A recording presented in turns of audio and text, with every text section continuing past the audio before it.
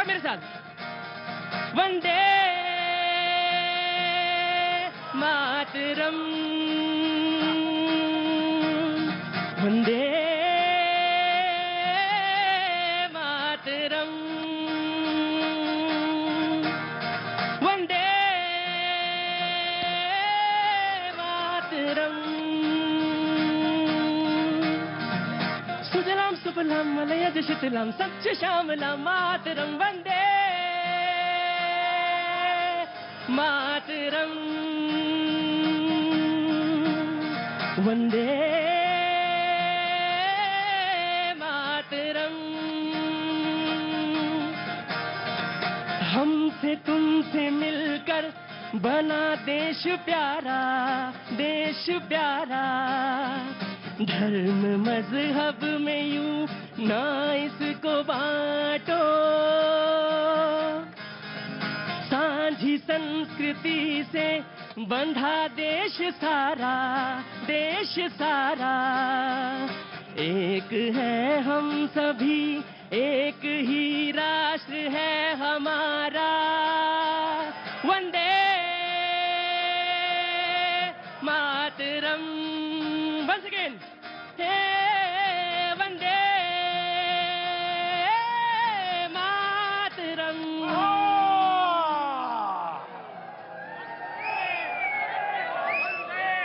बहुत बहुत शुक्रिया, thank you so much. Hamirpur में आज मौजूद भैया जी कहिन में आप सभी लोगों का बहुत बहुत स्वागत। 1 घंटा मैं यहीं पे मौजूद रहूंगा। गांधी चौक हमीरपुर, ठीक 5 साल पहले चुनाव के वक्त ही मुझे भी याद आता है, बाकी लोगों को भी याद आता है, और मैं आ गया आपके पास। बहुत सारी चीजें, बहुत सारी यादें इसी शो की मुझे याद हैं। जब मैं 5 साल पहले ठीक इसी जगह पे भैया जी कहिन कर रहा था तो बहुत सारे मुद्दे थे, बहुत सारे लोगों ने अपनी बातें कही थी। बहुत बहुत शुक्रिया sir, thank you so much, thank you so much. मैं आज एक बार फिर आपके बीच में मौजूद हूं। बहुत सारी बातें हैं जो कही जा सकती है हमीरपुर के बारे में। रावी और सतलुज के बीच की ये जगह त्रिगुत जिसे कहते हैं, बाबा बालकनाथ सिद्ध, उनकी ये भूमि, उनको याद करता हूं और नमन करता हूं। उसके बाद शो का प्रारंभ करता हूं। तमाम सारे लोग जो आज यहां पे मौजूद हैं उनको प्रणाम करता हूं, और जो मेहमान हैं मैं उनका भी स्वागत करता हूं। बहुत बहुत शुक्रिया sir, thank you so much. उम्मीद करता हूं कि बहुत सारे मुद्दे जो हैं वो चुनाव के दरमियान जो आए उठे वो यहां भी आएंगे और बहुत अच्छी तरह से स्टैब्लिश होंगे। ये सवाल, मुद्दा सबसे बड़ा ये है कि वो स्टैब्लिश होना चाहिए, और हिमाचल के इस जगह से जो बात निकलेगी वो बहुत असरदार और स्टैब्लिश करने वाली होगी। 5 विधानसभाएं हैं हमीरपुर में इस वक्त। 3 जो हैं बीजेपी के पास हैं और 2 बीजेपी, जी 3 कांग्रेस। अच्छा, पलटी हो गई।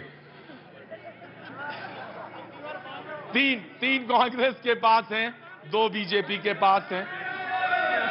जी, बहुत अच्छी बात है, आपने मुझे दुरुस्त किया, ठीक किया। बहुत बहुत शुक्रिया। मैं मेहमानों से मैं तारुफ कराना चाहता हूं जो मेहमान हमारे साथ मौजूद हैं यहां पे इस वक्त। कांग्रेस पार्टी से शगुन दत्त शर्मा जी मौजूद हैं, बहुत बहुत शुक्रिया Shagun ji, thank you so much. Bhajpa से नरेंद्र अत्री जी हमारे साथ मौजूद हैं, बहुत बहुत शुक्रिया, thank you so much. CPIM से कश्मीर सिंह ठाकुर साहब हमारे साथ मौजूद हैं, बहुत बहुत शुक्रिया। और आम आदमी पार्टी से सुशील सरोज जी हमारे साथ मौजूद हैं, बहुत बहुत शुक्रिया, थैंक यू सो मच। बातचीत का शुरुआत करता हूं। जो लोग, जी ओपीएस, जी जी, ये तो आप जो है ना इस बार तो कुछ ऐसा तमाशा करेंगे आप लोग। ओपीएस, जी जी जी जी, तमाशा से मतलब है कि मुद्दा जो है स्टैब्लिश हो ही गया। पेंशन हमारा बुढ़ापे का सहारा, निगम बोर्डों की पेंशन बहाल करे सरकार, बहुत जल्दी कुछ होने वाला है मुझे लगता है। जी, क्या नाम है साहब आपका? जी, योगेंद्र कौशल। जोगिंदर कौशिक जी यहीं के रहने वाले हैं आप? हाँ जी, हाँ जी। कुछ कहना चाहते हैं? ऐसे है कि हमें पेंशन नहीं है, से रिटायर ही है। रिटायर हो गए? रिटायर हो गए जी, और पेंशन की लड़ाई लड़ रहे हैं? 10 साल हो गए। 10 साल से लड़ रहे हैं पेंशन की लड़ाई। तो क्या लगता है इस बार उम्मीद जगी है? तो उम्मीद उसी पार्टी को वोट देंगे जो हमें हमारी करेगा फेवरेबल।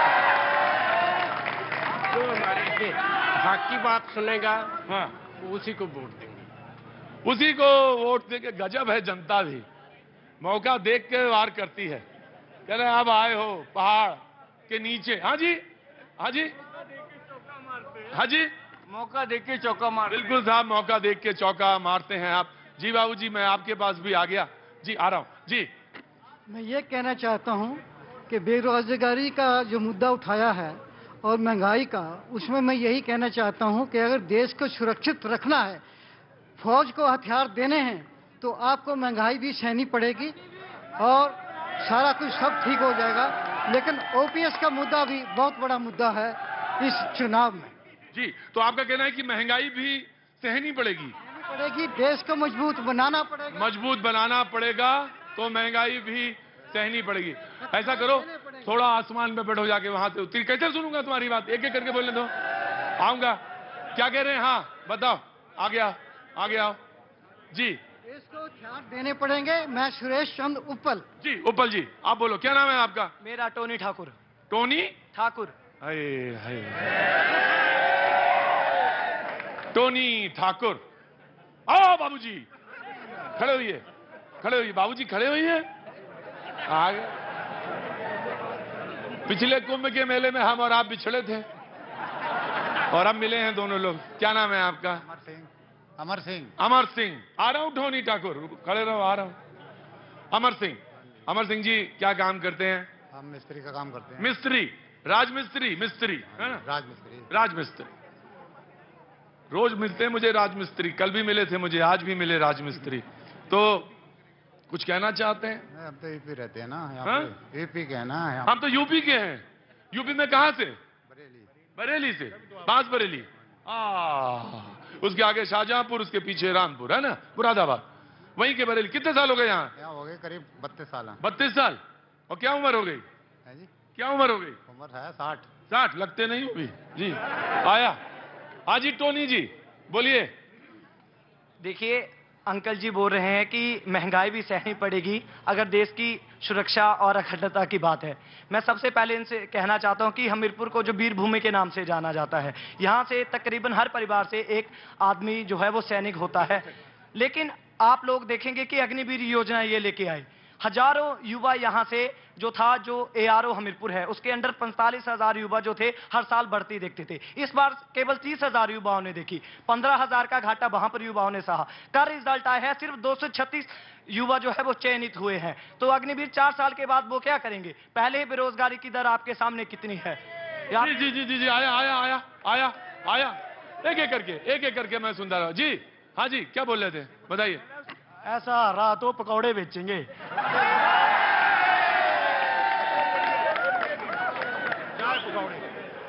थोड़े दिनों बाद डॉक्टर भी ना चाय चू लगा के बैठे होंगे, रेडी रूडी गए। चाय चू, चाय चू की जो चाय चाय पकौड़े, चाय और पकड़े की जो होती है ना अपनी रेडी, उसमें दिखाई दिया जाएगा। बीटेक वाला भी थोड़े दिनों में जो उनके साथ कार्यकर्ता घूम रहे बीजेपी वाले, वो भी। अच्छा जी, ठीक है भाई, बोलिए बोलिए, आपका शो है, आप बोलना है जी। हाँ जी, हमारी यही मांग है, जो ओपीएस वाले अपनी पेंशन के लिए हक मांग रहे हैं, ये सबकी पेंशन बंद कर दो।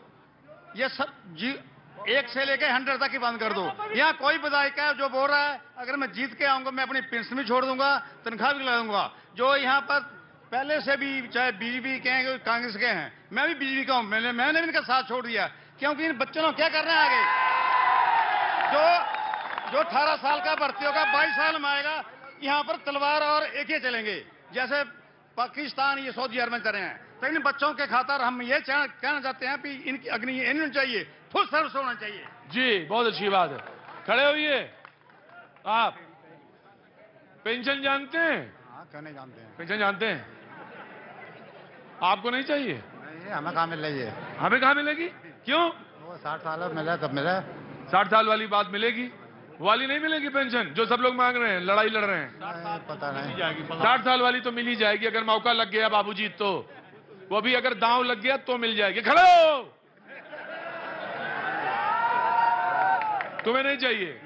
क्यों नहीं चाहिए? मिले तो पेंशन मिले तो मिले, हाँ मिले तो लड़ाई कर लो। तुम भी कहते हो उसी से वोट मिलेंगे देंगे जो हमें पेंशन देगा। चलो कोई बात नहीं। कोई बात नहीं, क्या लड़ाई करो, दबाव बनाओ।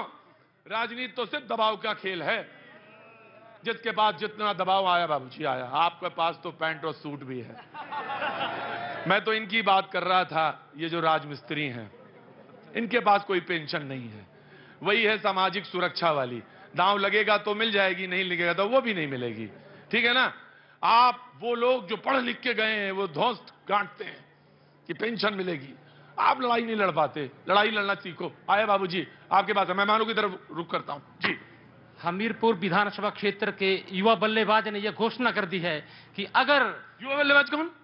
आशीष शर्मा, उन्होंने घोषणा कर दी है कि अगर एम्प्लॉइयों को ओपीएस नहीं मिलेगी तो विधायकों का भी पेंशन बंद होगी। ये उन्होंने घोषणा कर दी है और वो अपने क्षेत्र की समस्त जनता जनार्दन के लिए एक मसीहा बनकर के उभर रहा है। कोरोना काल में भी जब सारे कर्णधार हमीरपुर के जो थे वो बंद कमरों में बंद थे, तो घर घर जाकर के युवा बल्लेबाज ने सबकी सुध ली है। युवा बल्लेबाज मतलब क्या? आशीष शर्मा युवा बल्लेबाज। Very good. बल्लेबाज वो क्रिकेट खेलते हैं क्या?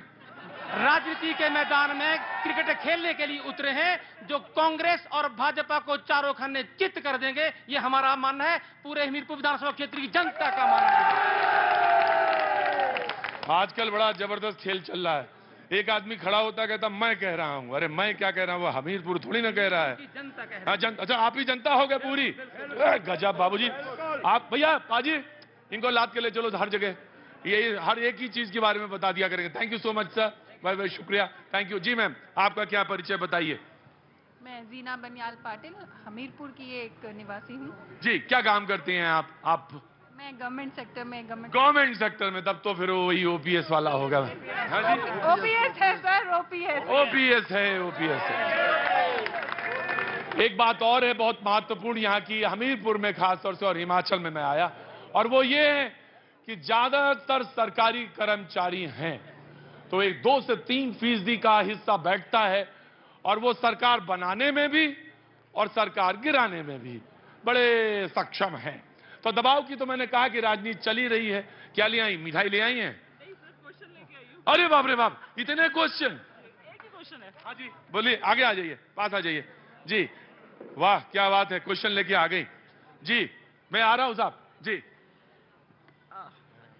हाँ अरे यही काम, इसी की तो तनख्वाह मिलती है मुझे, और अगर आपने ये ले लिया तो फिर मेरी तनख्वाह तो जाएगी, मेरे पास तो पेंशन भी नहीं है। खड़े हो। मुझे लगता है आपकी तरफ के हो गए तो भी आप मार मार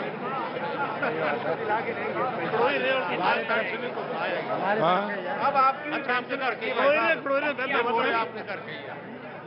मेरी तरफ के हो इसलिए नहीं, तुम्हारे पास भी पेंशन नहीं, मेरे पास भी पेंशन नहीं। दोनों लोग मकान बनाएंगे, किनके लिए? ओ जो लोग ऊपर रहते हैं आसमान में, उनके लिए बनाएंगे। ठीक है ना? तुम्हारे पास भी पेंशन नहीं, मेरे पास भी पेंशन नहीं, चिंता ना करना, दोनों लोग लड़के काम करेंगे। कोई नहीं, क्या कह रहे हो? हाँ बैठो, नहीं आ रहा हूं जी। मैडम सवाल। सबसे पहले मैं सबको जय हिंद बोलना। प्लीज साइलेंस, बैठ जाओ जी। जय हिंद, जय भारत। सबसे पहले मैं ये बोलना चाहती हूँ कि मैं एक टीचर हूँ और मैं एजुकेशन की ही बात करूँगी। हम न्यूज़ में हमेशा सुनते हैं कि हम बात करते हैं गुजरात मॉडल की एजुकेशन में या तो दिल्ली मॉडल की। मुझे एक बात पूछनी है अपने नेताओं से कि हिमाचल के बच्चों में या यहाँ के लीडर में ऐसी क्या कमी है कि हम अपना एजुकेशन मॉडल नहीं बना सकते हैं। दूसरी बात, एक और बात मैं और बोलना चाहती हूँ कि हमारे यहाँ पे हम आजकल एडटेक कंपनीज को देखते हैं, बायजूस को देखते हैं, अनअकैडमी को देखते हैं, या तो आपका फिजिक्स वाला है, ऐसे बहुत सारी ऐसी कंपनीज हैं। तो हमारे गवर्नमेंट सेक्टर में हमारे बच्चे जिनमें कैलिबर है और वो सरकारी स्कूलों में पढ़ते हैं, लेकिन वो इतना फीस नहीं दे पाते। हमारे गवर्नमेंट के पास पूरा सपोर्ट सिस्टम है, तो वो क्यों नहीं उन बच्चों को एजुकेशन देती है सो दैट वो हिमाचल से, हमीरपुर से मल्टीनेशनल कंपनीज में जाएं। और आज हम गूगल की बात करते हैं तो यहाँ से क्यों नहीं जा सकते? Because we talk about ourselves, हम अपनी बात करते हैं, हमारी पेंशन की बात करते हैं, हम ये नहीं बात करते कि हमारा बच्चा जो हमारा देश बनाएगा उसका क्या होगा। No one cares about that. तो एक मेरा क्वेश्चन और है, जितने भी नेता यहाँ बैठे हैं, कि इलेक्शन मैनिफेस्टो में वो ऐसी क्या चीज देंगे कि एचपी बोर्ड ऐसा काम करें कि टीचर इनोवेटिव तरीके से पढ़ाएं, because teachers are good everywhere, चाहे वो प्राइवेट सेक्टर में हो चाहे वो गवर्नमेंट सेक्टर में, वो बहुत अच्छे हैं, सिर्फ उनको हेल्प की जरूरत होती है। Second thing, new education policy कैसे इंप्लीमेंट करेंगे कि वो बहुत इफेक्टिवली इंप्लीमेंट हो, सो दैट हम हिमाचल हमीरपुर के बच्चों को आगे लेके जाए। क्या बात है, बहुत बहुत शुक्रिया। और क्या नाम है आपका?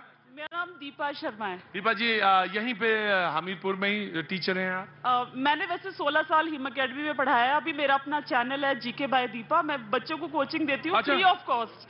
जो पढ़ना आपका चैनल है? हाँ, वो मेरे से आके पढ़ सकते हैं फ्री ऑफ कॉस्ट। वैसे मैं मतलब झूठ तो नहीं बोल रही है ना? बिल्कुल, इतना बढ़िया सवाल बोला था। हाँ, हाँ। और अभी मैं बी पर्सोनिफाइड में कोचिंग दे रही हूँ, तो अभी कोचिंग का काम है, बट मेरे को लगता है कि मेरे को पैसे से कोचिंग नहीं देनी है मेरे को। अच्छा, अभी जो इनरोल कराना चाहें तुरंत मेरे पास इनरोल करा लें, इनके पास पढ़ाई के लिए। आइए मैम, आपकी जगह वहां है, यहाँ नहीं। आइए प्लीज कम, आइए आइए आइए प्लीज कम। Welcome welcome. जय मैम, सामने। सवाल ये है कि तमाम तरह, मैम प्लीज प्लीज कम। उन्होंने कहा कि अग्निवीर हो, आपने कहा, सवाल उठाया कि सबको पेंशन है, यानी लेकिन जो 4 साल के बाद बाहर हो जाएगा अग्निवीर, उसको तो कुछ नहीं मिला। अभी आज रैली थी प्रियंका जी की, तो उन्होंने इस पर तंज कसा। जी देखिए, हिमाचल वीर भूमि है, यहाँ पे हर घर से जो है फौजी जाते हैं, तो अग्निवीर योजना का कांग्रेस कड़ा विरोध करती है। और हमने कहा है कि जब केंद्र में हमारी सरकार बनेगी, हम इस योजना को कचरे के डिब्बे में डालेंगे, और जैसे पहले भर्ती होती थी रेगुलर सोल्जर जनरल ड्यूटी, वैसे ही भर्ती करवाएंगे। और आप फिर पहली कैबिनेट करेंगे और पेंशन भी दे देंगे? बिल्कुल, हम पेंशन देंगे। हम इस वर्तमान मुख्यमंत्री की तरह नहीं है कि जिससे अगर कर्मचारी पेंशन मांगे तो वो कहता है कि नौकरी छोड़ो, आओ चुनाव लड़ो और पेंशन लो। हम कर्मचारियों को ओपीएस देंगे, पहली कैबिनेट में देंगे। वाह जी वाह, पहली कैबिनेट में ही पेंशन दे देंगे। जी बाबूजी, आ गया मैं आ गया। कर्मचारियों के पेंशन के बारे में क्या कहेंगे, इनसे पूछिए। कॉर्पोरेट सेक्टर के कर्मचारियों, कॉर्पोरेट सेक्टर वाले सब, बाबूजी रेवड़ी बटरी सबको देंगे वो? इस समय तो कोई ना है ही नहीं। अरे आप घर मांगो, घर दे देंगे। दोनों पार्टियां मूर्ख बनाई जा रही है कर्मचारियों। झूठ बोलते हैं।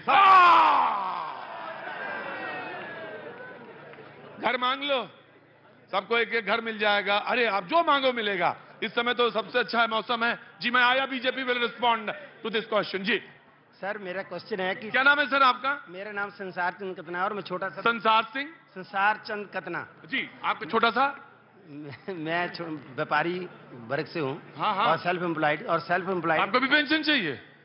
पेंशन नहीं चाहिए। क्यों? आप वैट नहीं देते, आप टैक्स नहीं देते, आपकी कोई बुढ़ापे में योजना नहीं होनी चाहिए आपके लिए? जो मैं बोलना चाहता हूँ वो आप ही बोल रहे हैं, लेकिन मैं यही बोलना चाह रहा हूँ कि जितने सेल्फ एम्प्लॉई हैं, जैसे ये मिस्त्री, राज मिस्त्री थे, आपने इनकी बात की। हाँ। ये मेरी बात की। यदि मैं अभी मान लो 30 साल का होता और मेरे बच्चे छोटे छोटे थे और मैं व्यापार कर रहा होता और खुदा ना करे कि मेरे को कुछ हो जाए, तो गवर्नमेंट हमारे बारे में कभी नहीं सोचती कि ये सेल्फ एम्प्लॉय जो टैक्स और sale tax, income tax, GST जो कुछ हम इकट्ठा करके देते हैं, सब लोग उसका मजा लेते हैं।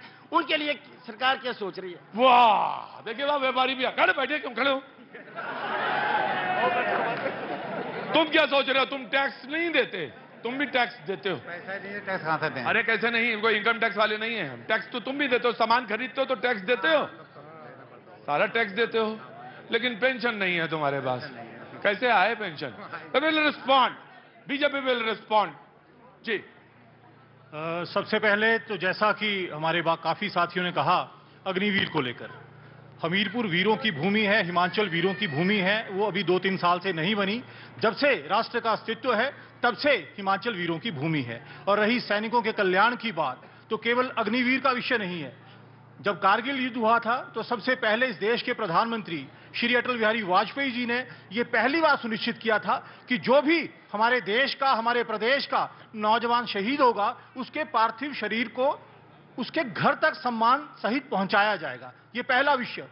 देश की आजादी के उपरांत अधिकतर समय कांग्रेस सत्ता में रही, पर कांग्रेस को कभी ये ख्याल नहीं आया। उसके बाद वन रैंक वन पेंशन, बहुत पुराना विषय है। सबसे पहले 1990 में देश की संसद के अंदर हमीरपुर के ही नेता, इस देश के पूर्व मुख्यमंत्री आदरणीय प्रोफेसर प्रेम कुमार धूमल जी ने 1990 में उठाया था। उसके उपरांत जब इस देश के अंदर श्री नरेंद्र मोदी जी के नेतृत्व में सरकार बनी, तो इस देश के सैनिकों को, चाहे वो प्रदेश का सैनिक था, हमीरपुर का सैनिक था, उसको 1 रैंक 1 पेंशन मिला।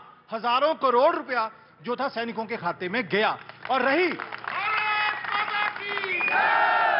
ये जो मेरे बंधुवर बहुत चर्चा कर रहे हैं, चिंता कर रहे हैं सैनिकों की, अग्निवीरों की, इनको मैं आश्वस्त करता हूं कि देश में जब श्री नरेंद्र मोदी जी का नेतृत्व है, तो अग्निवीरों की समस्या का भी समाधान भाजपा करेगी, ओपीएस की समस्या का समाधान भी भाजपा करेगी, किसान का भी, बागवान का भी। इसलिए निश्चिंत रहिए। ठीक है, चुनावी घी पीजिए और आराम से सो जाइए, सब चिंता दूर हो जाएगी। चुनाव होने दीजिए, उसके बाद। अरे रुको बेटा, आया जी, आने दो, मुझे आने दो जी। जरा बैठिए, चुनाव में खड़े हैं क्या? बैठिए जी। जी आया, of course you want to respond. देखिए, ये कारगिल युद्ध की बात कर रहे थे, तो ये शायद भूल गए कि ताबूत घोटाला किसने किया था और क्यों उस समय के डिफेंस मिनिस्टर को जो था वो इस्तीफा देना पड़ा था। ये शायद ये भूल गए हैं। बड़ी एक छत्ते में हाथ दिया है गुरु तुमने। अब तुमने घोटालों का नाम लिया, अब ये इतने गिनाएंगे, तुम्हें इतने गिनाएंगे, ये इतने गिनाएंगे। देखिए, पिछले 5 साल में अगर हिमाचल प्रदेश में कोई घोटाले हुए हैं तो भारतीय जनता पार्टी की सरकार ने सैनिटाइजर घोटाला किया, पीपी किट घोटाला किया, और इनके प्रदेश के अध्यक्ष को कोरोना काल में इस्तीफा क्यों? गरमा रही है बहस, धीरे धीरे गरमा जाएगी। साहेब, अब छलावा सहन नहीं होता। चोरी न करें, झूठ ना बोलें तो क्या करें, चूल्हे पे क्या उसूलों को पकाएंगे शाम को। बहुत अच्छी बात है भाई साहिब, अब छलावा सहन नहीं होता। छलावा जो है, जो कर रहे हैं उनको सतर्क हो जाना चाहिए। आपको तो लोग कह रहे हैं कि आपने प्रिय पुत्र बांध लिया और चले गए वापस। हाँ सर, मैं तो जा चुका हूँ वापस। हाँ। 7 समुद्र पार। हाँ। फौजी का बेटा हूँ। हाँ। खुद फौजी हूँ। नहीं, आम आदमी पार्टी के बारे में लोग कह रहे हैं। हाँ, बिल्कुल बिल्कुल, बोरिया बिस्तर बांध के सब यहाँ पहुंच चुके हैं और हम यहाँ हैं और यहाँ रहेंगे। हमें कहा गया कि आम आदमी पार्टी पहाड़ नहीं चढ़ सकती। हाँ, हाँपने लगी है। उनको ये बता दें कि हम भी देसी बैल हैं, यहाँ के पहाड़ी बैल हैं। अच्छा, हर पहाड़ी चढ़ेंगे और ये चींटी हाथी को तोड़ेगी इस बार। चुनाव का समय है तो कोई कुछ भी कह सकता, अपने को देसी बैल भी कह रहे हैं। और समय होता तो लड़ाई हो जाती अभी। जी हाँ, बोलो बेटा जी। और तो और क्या, पुलिस के भर्ती के जो पेपर थे वो भी बीजेपी सरकार में लीक हो गए। हाँ, बात सही है, भर्ती के पेपर लीक हो गए। जी बाबूजी, जी आ रहा हूँ, 1 by 1 मैं आ रहा हूँ। वक्त है छोटे से ब्रेक का, वैसे है। जी बाबूजी। 65,000 करोड़ के कर्ज तले दबा हुआ है प्रदेश। 65 से 70 के बीच में लोग कहते हैं कि कर्ज है और 600 करोड़ रुपए का लोड पड़ेगा अगर नई पेंशन स्कीम आई, सॉरी ओल्ड पेंशन स्कीम आई, तो 600 करोड़ रुपए का और इंतजाम करिए। कहां से देंगे ये पेंशन? क्या पेंशन कहां से देंगे ये सरकार है? अरे अंदर आइए, आप बेकार वाली बातें करते हैं। आप आइए, क्या आपकी चिंता क्या है आपकी? 65,000 करोड़ के कर्ज के नीचे दबा हुआ है प्रदेश। हाँ। कहां से देंगे ओपीएस पेंशन? अरे इधर आइए, अब आगे आइए। कर्मचारियों को देने के लिए तनख्वाह के पैसे नहीं है प्रदेश में, क्या विकास करवाए? अच्छा बाबूजी, अगर बोला ही जा रहा है और सब मुंह जबानी, तो आम आदमी पार्टी है, इन्होंने बोला फ्री बिजली देंगे, पानी देंगे। हिमाचल में फ्री बिजली हुई, बीजेपी ने भी कर दी फ्री बिजली। ये आम आदमी पार्टी की ताकत है। फ्री बिजली हो गई, 150। तो आप पेंशन भी हो जाएगी। भाजपा दे रही है फ्री बिजली, क्यों दे रही है? नहीं तो आप पेंशन, आम आदमी पार्टी ने बोला इसलिए दे रही है। हिमाचल में फ्री बिजली दी। आम आदमी पार्टी ने बोला इसलिए हो गया। वाह भाई वाह। जी भाई आ गया, क्या नाम है आपका? वैभव शर्मा सर। वैभव शर्मा। वैभव क्या करते हैं आप? मैं सर पढ़ता हूँ अभी। पढ़ते हैं क्या? कहाँ पढ़ रहे हैं, क्या कर रहे हैं? कोचिंग कर रहा हूँ सिविल सर्विसेज। कोचिंग? कोई फ्री की कोचिंग तो नहीं चाहिए? वो मैडम दे रही हैं। फ्री की भी मिलेगी तो सर सब ले। बिल्कुल, वो फ्री से मेरा शब्द है, तो टेक इट वेरी सीरियसली। अगर वो गाइड कर रही हैं तो उसका उपयोग करना जाना चाहिए, लेकिन हर आदमी की एक सेवा करने की एक लिमिट होती है, उसी के अनुरूप। प्लीज, जिसको जाना हो जाए। नहीं, मैं नेता नहीं बनाता बेटा, मैं सवाल पूछता हूं। जिसको नेता बनना है वो कोई और जगह जाए, मैंने यहाँ पे नहीं। जी बोलो। हाँ जी, हाँ जी। सर सब लोग यहाँ पे ओपीएस की बात कर रहे हैं कि ओपीएस हमें मिलना चाहिए। उससे पहले सर जो एक युवा है उसको रोजगार चाहिए, ओपीएस तो वो बाद में लेगा। अगर पहले उसको रोजगार ही सरकार नहीं दे पाएगी तो वो कैसे देगा? एक और बात, हम हिमाचल पिछले 5 सालों में जो रोजगार के मामले में सबसे ठीक हुआ करता था, उस मामले में हम लास्ट के टॉप 5 में आ चुके हैं रोजगार के। उसको सबसे पहले छत्तीसगढ़, राजस्थान, यूपी, उसके बाद हिमाचल प्रदेश आ रहा है, जो सरकार हमें रोजगार नहीं दे पा रही है युवाओं को। तो ये मेरा सवाल है सर सरकार से कि रोजगार चाहिए हमें, ओपीएस तो बाद में दो, आप पेंशन तो बाद में, पहले तो रोजगार। हाँ जी नमस्कार, बोलिए जल्दी। मेरा नाम है राकेश कुमार। हाँ जी। सरकार ने आउटसोर्स कर्मचारी मर्ज किए अपने अपने डिपार्टमेंट में, जो रिटायरमेंट होती है दोबारा भरते नहीं उन पदों को, और उनको समान वेतन समान काम बोला था, नहीं मिला आज तक। नहीं मिला। अरे सब कर्मचारी ही हैं यहाँ पे आज शो में, सारे लोगों का एक ही रोना है। मैं आया और एक ही परेशानी। खड़े हो तुम खड़े हो। इतनी देर में एक ही अभिमन्यु मिला मुझे। तुम मेरे देखा देखी अंदर आ तो गए हो, बाहर निकल नहीं पाओगे। कोई बात नहीं। क्या नाम है? सृजन सरोज। किस क्लास में पढ़ते हो? +2 में हूँ मैं। +2 में। ठीक है, तो तुम मेरे लिए एक काम करो, अभी थोड़ा सा एक छोटा सा ब्रेक लो मेरे लिए। ले सकते हो? वक्त है, बोलो। वक्त है छोटे से ब्रेक का। ब्रेक के बाद फिर मिलेंगे और पाजी।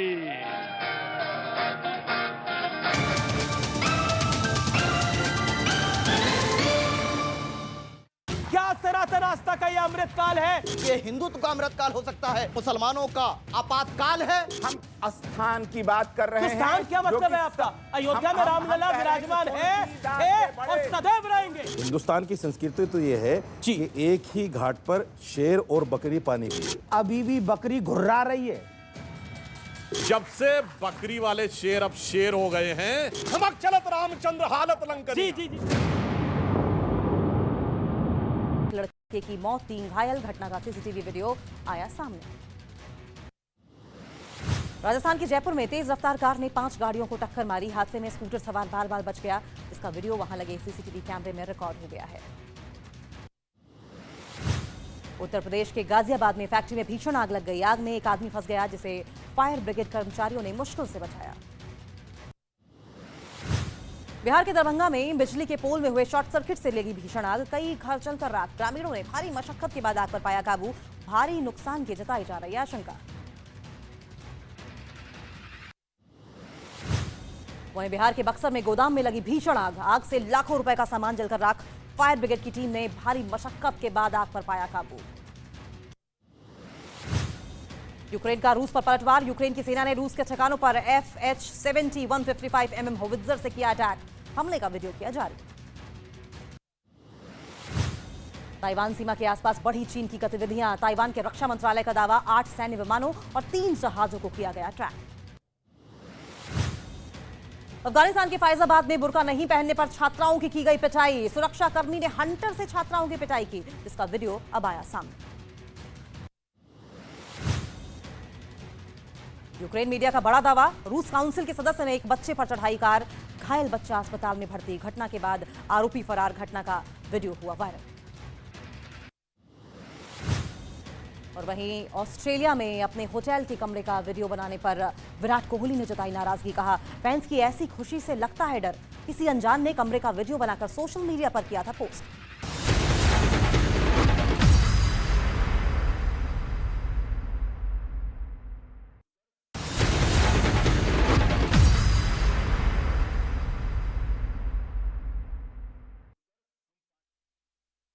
और चलिए आइए एक नजर डाल लेते हैं देश और दुनिया की तमाम खबरों के लिए धमाकेदार 50 पर। गुजरात के मोरबी में केबल पुल टूटने का वीडियो आया सामने। अचानक हैंगिंग पुल टूटकर नदी में जा गिरा। महिलाओं और बच्चों समेत सभी लोग नदी में जा गिरे। मोरबी में राहत और बचाव का काम तेज। रेस्क्यू ऑपरेशन में जुटी सेना और एनडीआरएफ की टीमें। आईएएफ की गरुड़ कमांडो टीम भी मदद में जुटी। नदी में लापता लोगों को ढूंढने के लिए एडवांस तकनीकी का इस्तेमाल किया जा रहा है। ड्रोन की ली जा रही है मदद। पानी के नीचे विजिबिलिटी कम होने के चलते आ रही हैं समस्याएं। गुजरात के मुख्यमंत्री भूपेंद्र पटेल और गृह मंत्री हर्ष संघवी ने घटनास्थल का किया दौरा। राहत बचाव कार्यों का लिया जायजा।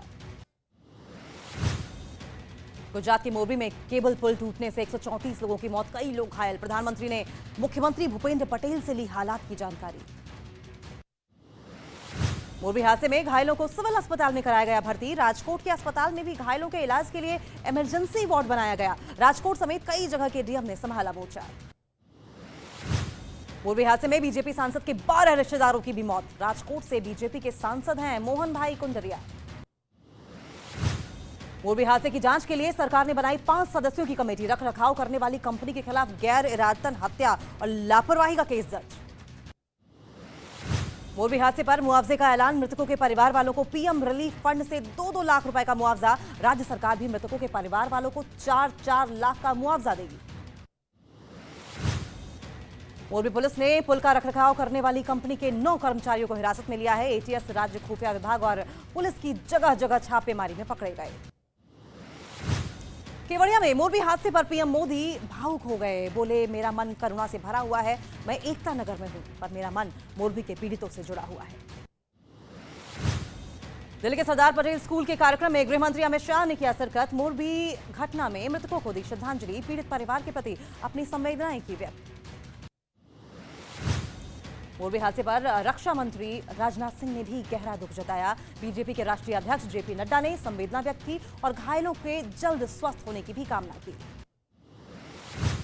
रूस के राष्ट्रपति पुतिन ने मोरबी हादसे पर दुख जताया। उन्होंने पीड़ित परिवार के प्रति संवेदनाएं जताई हैं। घायलों के जल्द स्वस्थ होने की भी कामना की। सरदार पटेल की 147वीं जयंती आज। पीएम मोदी ने केवड़िया में स्टैच्यू ऑफ यूनिटी पर पहुंचकर किया नमन। सरदार पटेल को पुष्प अर्पित किए। गुजरात के केवड़िया में प्रधानमंत्री मोदी ने राष्ट्रीय एकता दिवस समारोह में हिस्सा लिया। प्रधानमंत्री ने राष्ट्रीय एकता की शपथ भी दिलाई। राष्ट्रीय एकता दिवस पर मार्च पास्ट का आयोजन किया गया। कई राज्यों की मोरबी हादसा मामले में पुलिस की बड़ी कार्रवाई। 2 ठेकेदारों समेत 9 लोग गिरफ्तार। रखरखाव करने वाली कंपनी के खिलाफ कई धाराओं में केस दर्ज। मोरबी में हादसे पर पीएम मोदी ने जताया दुख। कहा, हादसा बहुत पीड़ादायक। सभी कार्यक्रम रद्द करके कल मोरबी जाएंगे पीएम। उत्तर प्रदेश के चंदौली में छठ पूजा के दौरान हादसा। भीड़ बढ़ने से टूटी पुलिया। कई लोग नहर में गिरे। दिखाकर किया रवाना। केंद्रीय मंत्री अनुराग ठाकुर ने पंजाब की मोहाली में रन फॉर यूनिटी को झंडी दिखाकर किया रवाना। कहा कि पीएम ने एक भारत श्रेष्ठ भारत की सोच को आगे बढ़ाया है। वहीं बीजेपी अध्यक्ष जेपी नड्डा ने सरदार वल्लभ भाई पटेल को दी श्रद्धांजलि। हिमाचल प्रदेश के कुल्लू और मनाली में रैली को करेंगे संबोधित। केंद्रीय रक्षा मंत्री राजनाथ सिंह ने साउथ ब्लॉक में सफाई अभियान का किया निरीक्षण। कर्मचारियों को स्वच्छता की शपथ दिलाई। सरदार पटेल की जयंती पर लखनऊ में सीएम योगी ने रन फॉर यूनिटी के कार्यक्रम में लिया हिस्सा। लोगों को एकता की दिलाई शपथ। वहीं जम्मू कश्मीर में आतंकियों के खिलाफ सुरक्षा बलों को बड़ी कामयाबी। चोपियां से 2 हाइब्रिड आतंकी गिरफ्तार किए गए। हथियार और गोला बारूद भी बरामद। खालिस्तानी आतंकियों और आईएसआई के गठजोड़ का पर्दाफाश। जम्मू पुलिस ने ड्रोन से गिराए गए हथियारों समेत 2 लोगों को किया गिरफ्तार। यूरोप में बैठे खालिस्तानी समर्थक बलविंदर सिंह ने आईएसआई के जरिए जम्मू में भेजे थे हथियार। और वहीं यूपी के फिरोजाबाद में दबंगों ने एक घर पर किया पथराव और फायरिंग। बाल बाल बच्चे घर के सदस्य। पड़ोसी ने वीडियो बनाकर किया वायरल। पुलिस मामले की जांच में जुटी।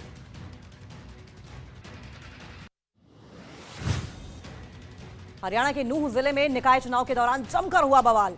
2 गुटों के बीच खूनी संघर्ष में कई लोग हुए घायल। इलाके में भारी संख्या में पुलिस बल किया गया तैनात। यूपी के जौनपुर में मामूली विवाद में एक लड़के को बांधकर पीटा गया। वीडियो सोशल मीडिया पर वायरल। वीडियो में महिला और आदमी लड़के को पीटते दिखाई दिए। पुलिस ने केस किया दर्ज। उत्तर प्रदेश के आगरा में आपसी विवाद में ट्रैक्टर ड्राइवर की पुलिसकर्मी ने की पिटाई। वीडियो में पैर से ड्राइवर को पीटता हुआ दिखाई दिया पुलिसकर्मी। किसी राहगीर ने वीडियो बनाकर सोशल मीडिया पर किया वायरल। वहीं राजस्थान के धौलपुर में पैरोल पर जेल से छूटे पूर्व विधायक का वीडियो वायरल। वीडियो में वो 2 अलग अलग हथियारों से फायरिंग करता दिखाई दिया। अपनी मां के इलाज के लिए जेल से पैरोल पर किया गया रिहा। सिद्धू मूसेवाला की हत्या के बाद अपराधियों पर हरियाणा सरकार का एक्शन तेज। गुरुग्राम में गैंगस्टर कौशल चौधरी के घर पर चला बुलडोजर। कई और अपराधियों पर कार्रवाई जल्द। मध्य प्रदेश के चाचौड़ा में नाबालिग से गैंगरेप के मामले में पुलिस ने 5 आरोपियों को किया गिरफ्तार। 3 आरोपियों के मकान पर चलाया बुलडोजर, पीड़ित छात्रा अस्पताल में भर्ती। यूपी के आगरा में दबंगों ने घर में घुसकर लड़की को किया अगवा। 2 दिन बाद घर वापस लौटी पीड़िता। परिजनों की तहरीर पर 11 लोगों के खिलाफ केस दर्ज। बिहार के मुजफ्फरपुर में एक संघ के पिता पर बेटी की हत्या का आरोप। जेब से 100 रुपए निकालने पर दिया घटना को अंजाम। पुलिस ने शव पोस्टमार्टम के लिए भेजा। बिहार के कटिहार में एक आदमी को नशे कारोबारी की शिकायत करना महंगा पड़ गया। आदमी को चाकू मारकर उसे घायल कर दिया। घायल आदमी को अस्पताल में किया गया भर्ती। पुलिस मामले की जांच में जुटी। पंजाब सरकार और पुलिस को सिद्धू मूसेवाला के पिता का अल्टीमेटम। कहा 1 महीने में इंसाफ नहीं मिला तो छोड़ देंगे देश। महाराष्ट्र के पुणे में बस में चढ़ने के दौरान महिलाओं के गैंग ने एक महिला के गले से लाखों की चेन खींची। वीडियो सीसीटीवी कैमरे में हुआ कैद। मुंबई के तुर्भे इलाके में छठ पूजा करने गई महिला के साथ छेड़छाड़। भाई के विरोध करने पर दबंगों ने पीटा। पुलिस मामले की जांच में जुटी। यूपी के आजमगढ़ में छठ पूजा के दौरान बड़ा हादसा। नदी में नहाने के दौरान 4 लड़के डूबे। एनडीआरएफ ने 3 लड़कों को सुरक्षित निकाला। 1 लापता। रेस्क्यू ऑपरेशन जारी। बिहार के मुंगेर में छठ पूजा के दौरान बड़ा हादसा। पूजा के दौरान गंगा के दलदल में फंसे कुछ लोग। स्थानीय लोगों ने रस्सी के माध्यम से खींचकर निकाला बाहर। यूपी के मऊ में तेज रफ्तार मोटरसाइकिल दीवार से जा टकराई। हादसे में एक लड़के की मौत, 3 घायल। घटना का सीसीटीवी वीडियो आया सामने। राजस्थान के जयपुर में तेज रफ्तार कार ने 5 गाड़ियों को टक्कर मारी। हादसे में स्कूटर सवार बाल-बाल बच गया। इसका वीडियो वहां लगे सीसीटीवी कैमरे में रिकॉर्ड हो गया है। उत्तर प्रदेश के गाजियाबाद में फैक्ट्री में भीषण आग लग गई। आग में एक आदमी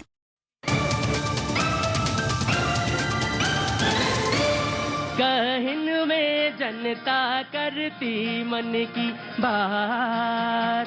न्यूज़ 18 के साथ सुनो भैया जी की बात।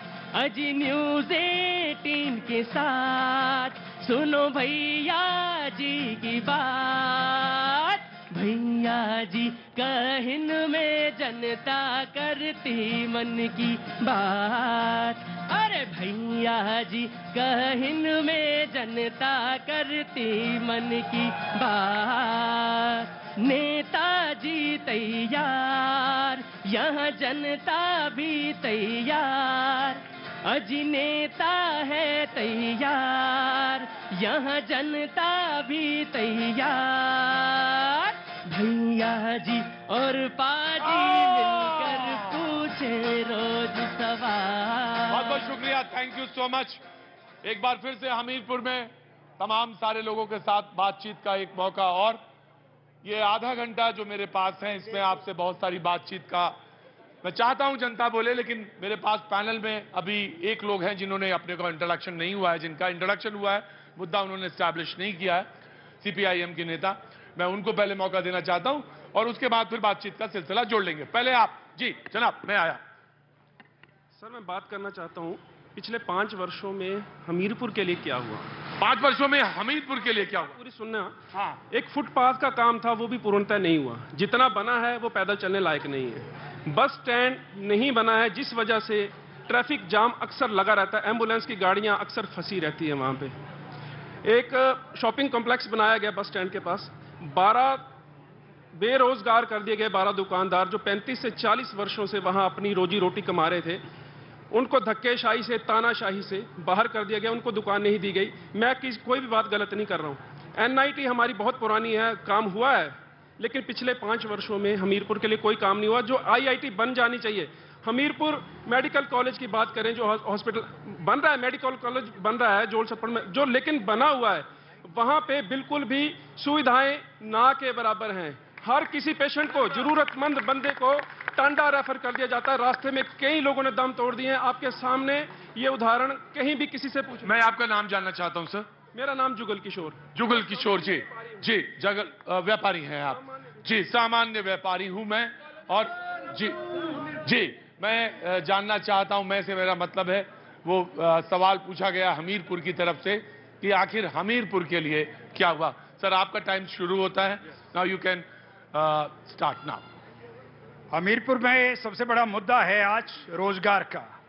ओपीएस का मुद्दा भी है, परंतु हमें याद करना चाहिए सबसे पहले पुरानी पेंशन बंद की वीरभद्र की सरकार ने 2003 में, और आज भी 10 साल से लोग जो है बैठे हैं यहां तख्तियां लेकर, ना कांग्रेस ने पेंशन दिया ना बीजेपी ने पेंशन दिया।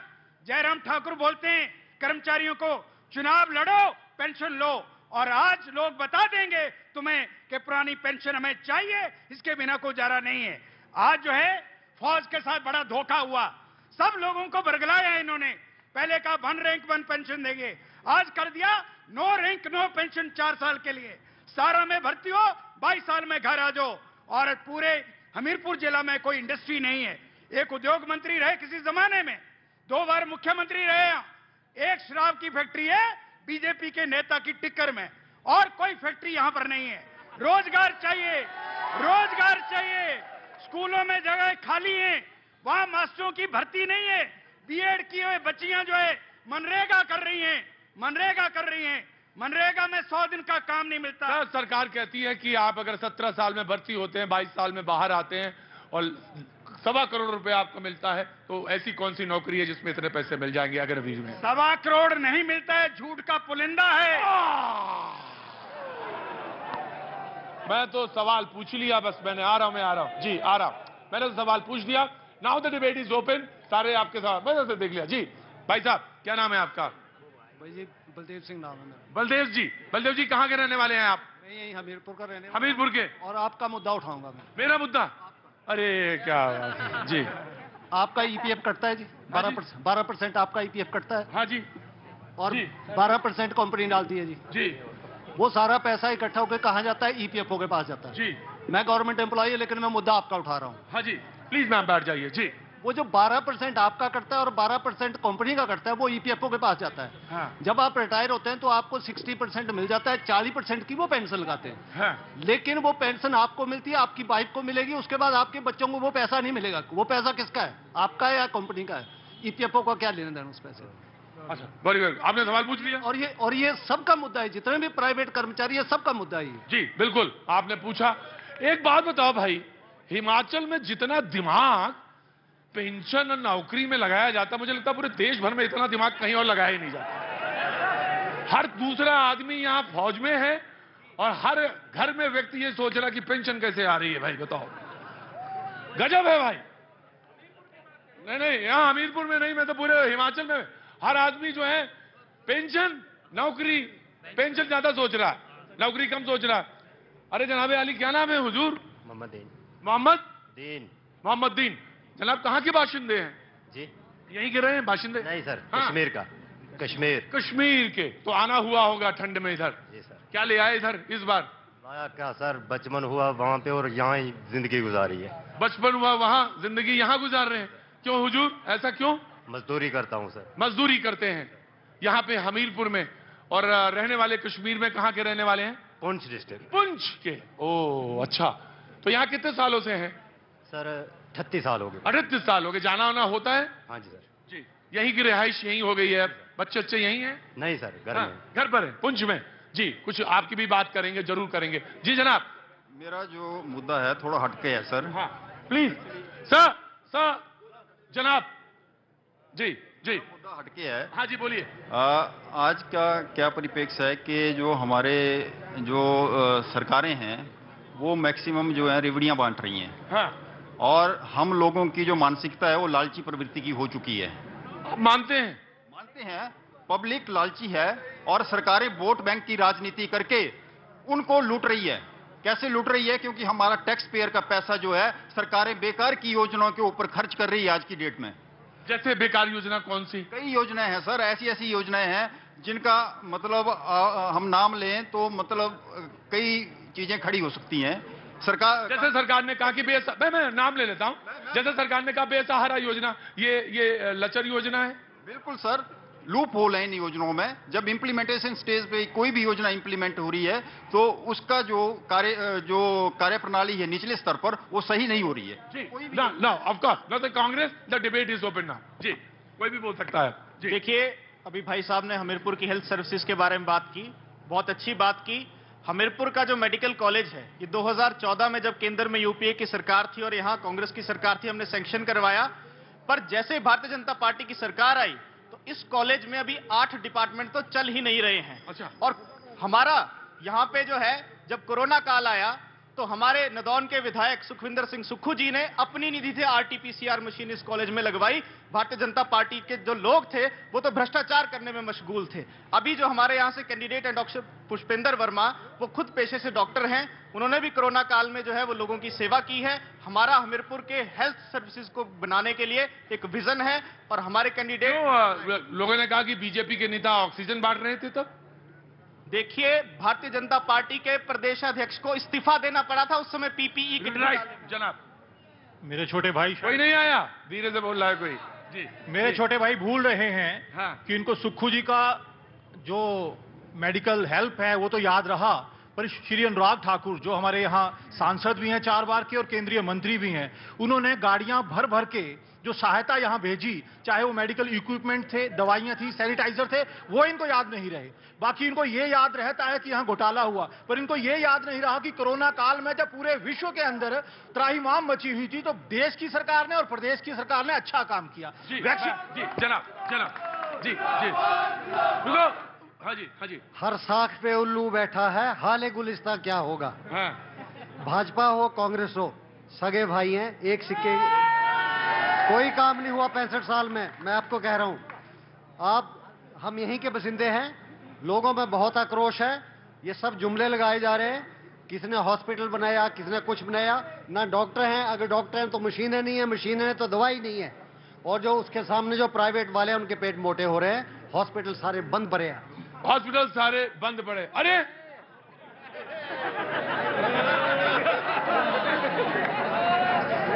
पूरे शहर में वो घूमता था, पूरे शहर में वो घूमता था, पूरे शहर का हाल वो सूंघता था, बोलता कुछ नहीं था, सवाल पूछो तो मुस्कुराता भर था, लोग उसको पागल जैसा समझते थे। हुजूर, पूरे शहर में वही तो एक काबिल था। वही तो है ये। पूछने की बताने की जरूरत ही नहीं, इन्होंने सब कह दिया और जो इनसे छूट गया वो मैंने कह दिया। जी जनाब, मैंने सुना आपकी बात। जी इधर कौन सा? जी जनाब जी। मैं एक सवाल पूछना चाहता हूं कांग्रेस से, जिन्होंने बताया कि ओपीएस वो लागू करेंगे। भारत में पहला राज्य हिमाचल प्रदेश था जहां पर कांग्रेस पार्टी ने ओपीएस को बंद किया था। अब ये किस तरह से लागू करेंगे? रिवाज बदलने वाला है। मुख्यमंत्री श्री जयराम ठाकुर जी। सर, रिवाज बदलने वाला है। How you will implement OPS? Sir, of course you want to add something. जी।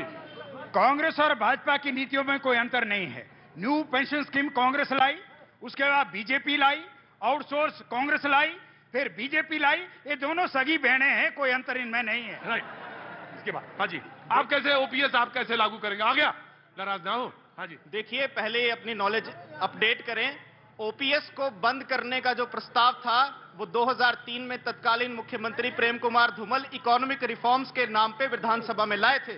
उसके बाद सरकार बदल गई, कांग्रेस पार्टी की सरकार आई। अभी जिस तरह से राजस्थान और छत्तीसगढ़ में हमने लागू की है, हम वैसे ही यहां लागू करेंगे। हमारे पास प्लान है हिमाचल के संसाधनों से एक। वही तो जानना चाहते हैं, वो प्लान क्या है? हिमाचल के संसाधनों से, हिमाचल के, चाहे वो हाइड्रो पावर की बात है, चाहे यहाँ की जड़ी बूटियों की बात है, हम 50,000 करोड़ की इकोनॉमी की क्षमता हिमाचल की है। भाई साहब, आपकी बात तो मान ली हमने। वो भाई साहब ने पूछा, मैं भी वही सवाल दिमाग से लगा रहा हूं कि आखिर लागू कैसे होगा? बालू में से आप बता रही हैं, आप बताना चाहती हैं, बालू में से तेल कैसे निकलेगा? लोगों ने बड़ी, मैं आ रहा हूं, ऑफकोर्स आ रहा हूं। लोगों ने बड़े बड़े सुझाव दिए हैं।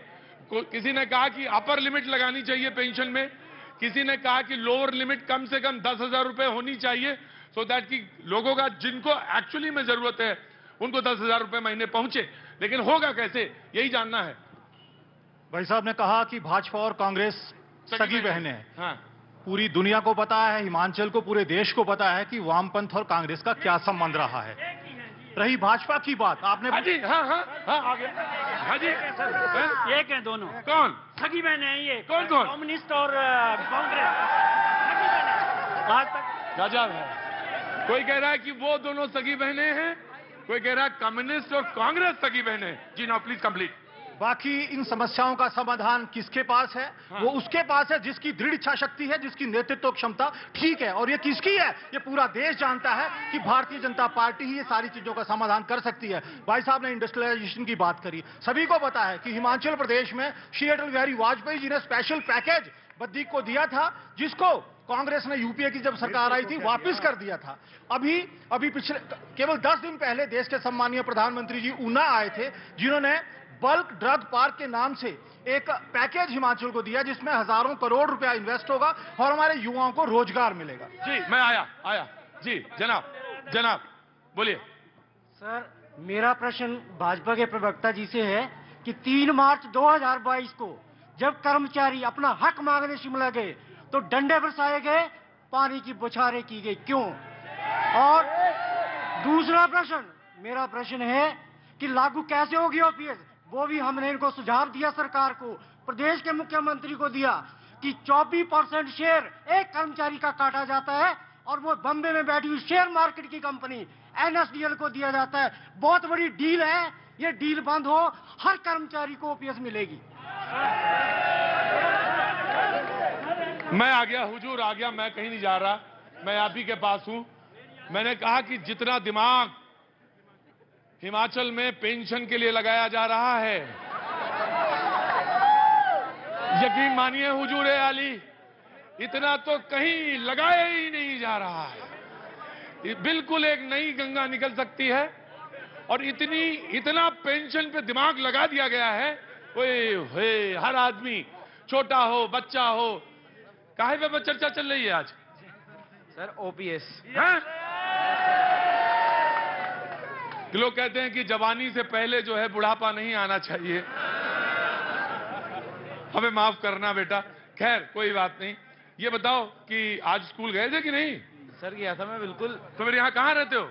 सर मैं यहाँ पे कुठेड़ा साइड से हूँ। कितनी दूर है? Sir 5 kilometre. तो यहाँ क्या कर रहे हो? सर आपके शो के लिए आए हैं। जी पेंशन पे। हाँ जी, सामाजिक सुरक्षा के साथ साथ पेंशन हमारा आत्मसम्मान है, ये बहाल होना चाहिए। बहाल होनी चाहिए, मैं नहीं कहता कि ना हो, बिल्कुल हो। मैं तो हमेशा ये बोलता हूं कि आत्म सुरक्षा जरूर होनी चाहिए, लेकिन वो चले गए यहां से राजमिस्त्री, उनकी भी होनी चाहिए। चले गए वो, होनी उनकी भी चाहिए हुजूर। ये मत कहिएगा कि मेरे पिताजी पढ़े लिखे थे इसलिए मुझे वो अधिकार मिल गया। और भारत माता की जय। एक मिनट, आप ये मत कहिएगा क्यों। देखिए मैं बोलूंगा वही जो मेरे मन में है, मैं दबाव में कोई बात नहीं कहता। आप इसलिए कर्मचारी हैं, आपका दबाव है, होना चाहिए, पेंशन मिलनी चाहिए, सुरक्षा है। लेकिन एक बात जरूर ध्यान रखिएगा, वो जो राजमिस्त्री है और वो जो आपको मैंने कहा शहर भर की पूरी फिक्र रखता है, लोग उसको पागल समझते हैं। यकीन मानिए उसकी सुरक्षा का इंतजाम कौन करेगा, उसका भी होना चाहिए, जरूर होना चाहिए। और ये बात तभी मैंने कहा कि कोई फॉर्मूला जरूर निकला। और एक बात और कह रहा हूं, चुनाव से पहले आप सारे लोग नोट कर लीजिए, कोई ना कोई फॉर्मूला आ ही जाएगा, 100% आ जाएगा। एक मैम का सवाल था, वक्त खत्म हो रहा है। जी मैम, जी खड़े हुई मैम, जी आ रहे भाई, रुको। कौन है ये? नेता बनने वाले हैं कि बन गए हैं? जी हाँ जी। मेरा क्वेश्चन ये है कि 5 साल पहले जो सिलेंडर 435 रुपए का विद सब्सिडी था, आज 1200 रुपए का क्यों है? दाल और आटा और खाने वाली चीजों पे टैक्स क्यों है?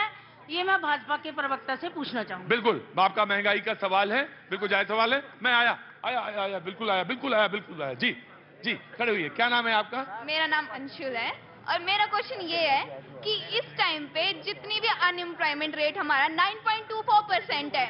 JOIT 817 की भर्ती किसको नहीं पता? मार्च 2021 में ही पेपर हुआ है, 23 आ गया है। सरकार के पास 2 महीने का टाइम था सुप्रीम कोर्ट में आंसर फाइल करने का। सरकार कहां सोई थी? 3 साल से बच्चा हरास हो रहा है। यहाँ का कमीशन ले लो, पब्लिक सर्विस का कमीशन ले लो, कोई भर्ती निकल रही, ना जेई की, ना JBT की, ना JOIT की, ना पैरामेडिकल, ना हेल्थ सर्विसेज की, not even civil services. Allied services के एग्जाम 2 सालों से नहीं हुआ है। 2020 में एग्जाम हुआ था, 23 आ गया है। कहाँ पे है हमारा एम्प्लॉयमेंट? कहाँ पे हम जाएंगे? लगाएंगे? बताइए, बीटेक वाला एमटीएस भर्ती लगा रहा है, एमटीएस भर्ती बीटेक वाला 50 केजी की बोरी उठा के दौड़ रहा है बीटेक वाला करके। क्या फायदा इतनी पढ़ाई करने का? हम भी प्लस 2 पास करके दौड़ना शुरू कर देते हैं ना फिर।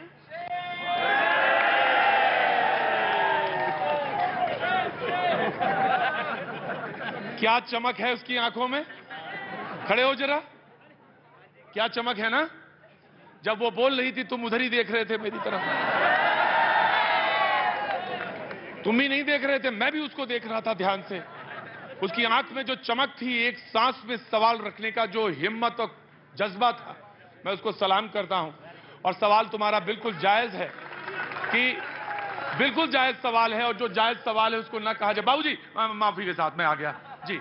ऐसा है, मैं एक छोटा सा सवाल, नेता अभिनेता जो भी खड़े हो रहे हैं, नेता भी है अभिनेता भी, जो भी खड़े हो रहे नेता ये सारे लोग, अभिनेता मैं ही हूँ सिर्फ। उससे पूछना चाहता हूँ कि हमीरपुर के अंदर जो इतनी संकरी गलियां हैं, बीमार शिमार जो आदमी है वो गलियों से कैसे निकल के आएगा? ना कम से कम स्कूटर पहुंच सके या व्हील चेयर पहुंच सके, ताकि वो अपनी बीमारी शिमार के इलाज करने के लिए हॉस्पिटल तक आसानी से जा सके। ऐसा नेता को अनुभवी नेता कर सकता है? हाँ, ये बिल्कुल होना चाहिए। शहर का डेवलपमेंट और उसका खाका जरूर खींचा जाना चाहिए। आ गया, मैं तुम्हारी देख रहा था। जय हो बाबा बालकनाथ, कैसे हैं आप? ठीक है। क्या नाम? फेकन मातो। फेकन आगे आओ, उतनी दूर खड़े हो, किलोमीटर पर दूर खड़े हो। क्या नाम है? फेकन मातो। फेकन महतो, वो तो बिहार से। बिहार में कहां से? बिहार में लखीसराय डिस्ट्रिक्ट। लखीसराय डिस्ट्रिक्ट से। तो कैसे आना हुआ? कितने सालों से यहाँ पे? 27 साल। 27 साल से। क्या काम करते हैं? राजमिस्त्री का। राजमिस्त्री का। एक गया एक आ गया। ये मत सोचिएगा कि उसकी आवाज नहीं है। रुको, ये मत सोचिएगा उसकी आवाज नहीं है राजमिस्त्री की। यही मेरा काम है और यही करना मुझको हुक्म है कि अगर एक आवाज आपका मैं विरोधी बिल्कुल नहीं हूं मैम, राज कर्मचारियों का बिल्कुल नहीं। मैं कहता हूं कि होना चाहिए, पेंशन होनी चाहिए सर, होनी चाहिए। ये आप तय करेंगे कि फॉर्मूला क्या हो, लेकिन मेरा यह है कि महतो के परिवार के बच्चे जो 27 साल से यहां काम कर रहे हैं, उनकी भी पेंशन और उनकी भी सुरक्षा का सवाल कौन उठाएगा? अगर मैंने नहीं उठाया तो मैं पत्रकार नहीं हूं, बाकी कुछ भी हो सकता हूं, पत्रकार नहीं हूं। जी बाबूजी, मैं आया, ऑफ कोर्स आया। एक दो सवाल लगे, मैं जल्दी जल्दी पूछ लूं। जी जनाब, कैसे हैं बाबूजी आप? कोई सवाल तो नहीं रह गया? नहीं। सब सवाल अच्छा, प्रोग्राम ठीक चल रहा है? ठीक चल रहा है ना? कोई चीज रह तो नहीं गई? हाँ बोलिए। ना, एक बार से 5 साल बाद नंबर आएगा उनका, अब नहीं। जी बोलो सर। 2020 में आर्मी की भर्ती, उसका रिटन टेस्ट क्यों नहीं हुआ? अरे बोल तो दिया उसने, और नया सवाल हो तो बोलिए। जी जनाब। सर मेरा प्रश्न है बीजेपी से कि जब कर्मचारियों की बात आती है तो सरकार के खजाने खाली हो जाते हैं, जब नेताओं के वेतन भत्ते और इनकी तनख्वाहें बढ़ानी है तो खजाने में पैसे कहां से आते हैं? नंबर 2 सवाल मेरा दूसरा है, इतिहास के अंदर पंजाब का मुख्यमंत्री श्री भगवंत मान जी एक ऐतिहासिक मुख्यमंत्री साबित हुए हैं कि जो एमएलए 8 बार बना, जो मुख्यमंत्री बना, उनकी पेंशनें बंद की और सरकार के खजाने को भरा जा रहा है। तो ओपीएस हमारे कर्मचारी भाई क्या नाम है आपका? मेरा नाम सुदर्शन पटियाल है। सुदर्शन पटियाल जी। मैं स्थानीय हूँ, यहाँ का लोकल। सुदर्शन जी, अगर मैं सच नहीं बोलूं, अगर सवाल ना उठाऊं या बात का जवाब ना दूं तो मैं भी गड़बड़ हूं। आपको शायद पता नहीं, चुपके से दिल्ली की सरकार में भी अपनी पेंशन बढ़वा ली विधायकों ने। आपको इस बात का इल्म नहीं होगा। अब आप मुस्कुरा देते हैं, दांत बाहर दिखा देते हैं। यही मेरी सबसे बड़ी कमी है बाबूजी। ना यहां से उधार ले जाऊंगा, ना उधार रखूंगा। आपने सवाल अच्छा पूछा कि पेंशन नहीं होनी चाहिए, बंद करो, सबकी पेंशन बंद करो, लेकिन अपनी चुपके से पेंशन ना बढ़ा लो। मैं जानता हूं। जी आया जी बाबूजी, मैं आ रहा हूं जी। सर भगवंत मान ने, अरे भगवंत मान पे बात नहीं हो रही है। जी मैं ये कह रहा हूँ, सभी जो पार्टियां हैं वो फ्री दे रही हैं, ये फ्री ले लो, अपनी जेब से दो ना। युवाओं के जो बेरोजगार है उनसे क्यों ले रहे हो, या जो टैक्स देने वाले उनसे क्यों ले रहे हो? अपनी जेब से दो। अब आप कोई भी घोषणा करते हैं तो पहले उनसे पूछो कि उनके पास बजट है देने का कि नहीं। अब कोई 1500 के लिए बोल रहे हैं, 1500 देंगे हर गृहिणी को, कहां से देंगे? व्यापारियों से लेंगे या किससे लेंगे? इतनी बुरी हालत है, लोग बेरोजगार हैं, बच्चे को नौकरी नहीं मिल रही है, लोग पेंशन मांग रहे हैं। और देखिए 1-1 लाख रुपए पेंशन मिल रही है, लोगों को 5,000 नहीं तनख्वाह मिलती महीने की। कहां जाएंगे लोग? सबका सोचो, जो भी सरकार फैसला लेना है सबके बारे में सोचो। सरकार कहती है, देखिए साहब मैं बता रहा हूं, मैं फिर कह रहा हूं आपसे, मैं बिल्कुल विरोधी नहीं हूं आपका, लेकिन फॉर्मूला तो निकालना पड़ेगा सर। कोई ना कोई फॉर्मूला निकालिए। जी बोलो, जल्दी बोलो। जी सर, सब कुछ बंद होना चाहिए, हेल्थ और एजुकेशन फ्री कर देनी चाहिए, बाकी सब कोई ना कोई फॉर्मूला में समान रूप से कोई कार्ड हेल्थ का, सबके पास हेल्थ का कार्ड होना चाहिए, समान रूप से शिक्षा का कोई कार्ड होना चाहिए, जिससे कि पेंशन जो है, सुरक्षा का जो माहौल है वो बन सके। फॉर्मूला यहीं से निकलेगा। मुलाकात कल फिर होगी, आज अभी।